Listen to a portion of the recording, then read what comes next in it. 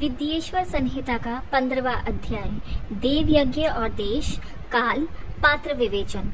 ऋषि बोले, हे सूत जी, अब आप पूजा के योग्य देश काल को बतलाइए। सूत जी बोले, देव यज्ञादि कर्मों में शुद्ध ग्रह बराबर फल देने वाला होता है। उससे 10 गुना गोष्ठ यानी कि गौओं को बांधने की जगह, उससे 10 गुना जल का तट, उससे 10 गुना फल बेल, तुलसी, पीपल की जड़, नदी, देवालय, तीर्थ का तट, सप्तगंगा, गंगा, गोदावरी, कावेरी, ताम्रपर्णा, सिंधु, सरयू, रेवा आदि नदियों के तट पर मिलता है। इनसे 10 गुना फल समुद्र का तट और उससे भी 10 गुना पर्वत की चोटी पर पूजन करने से होता है। सतयुग में यज्ञ दान आदि से पूर्ण फल की प्राप्ति होती है। त्रेता में तिहाई, द्वापर में आधी और कलयुग में चौथाई और आधे से अधिक कलयुग बीतने पर इससे भी कम फल प्राप्त होता है।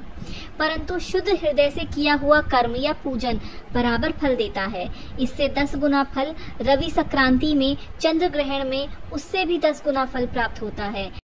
गायत्री का यह महात्म्य है कि वह अपने गान करने वाले की पाप से रक्षा करती है। इसी से वह गायत्री कहलाती है।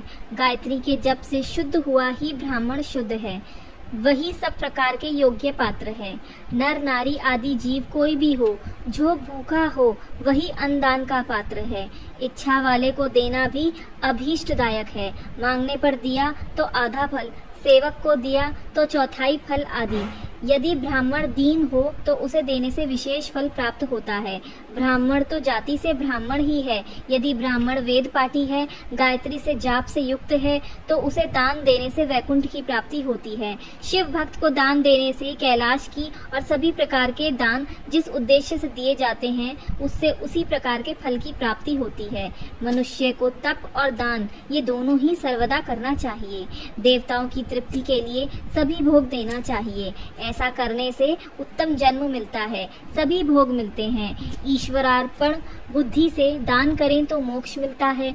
इस अध्याय के पढ़ने सुनने से धर्म बुद्धि उत्पन्न होती है और ज्ञान की सिद्धि होती है।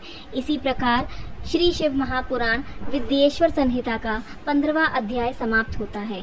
हर हर महादेव। प्रभु शिव की और कथाएं सुनने के लिए हमारे चैनल भगवान का अंतर्ध्यान से जुड़ें।